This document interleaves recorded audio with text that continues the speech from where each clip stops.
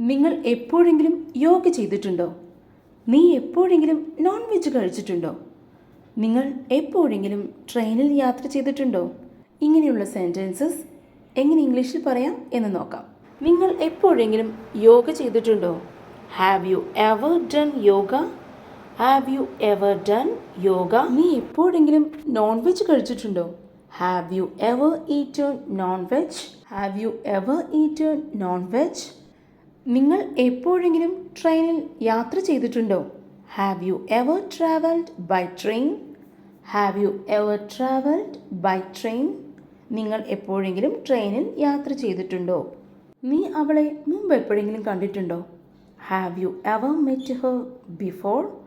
Have you ever met Har before?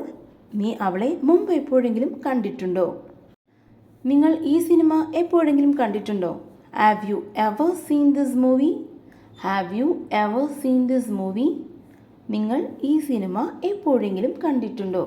ഇതുപോലുള്ള daily വീഡിയോസിനായി please subscribe. Thank U.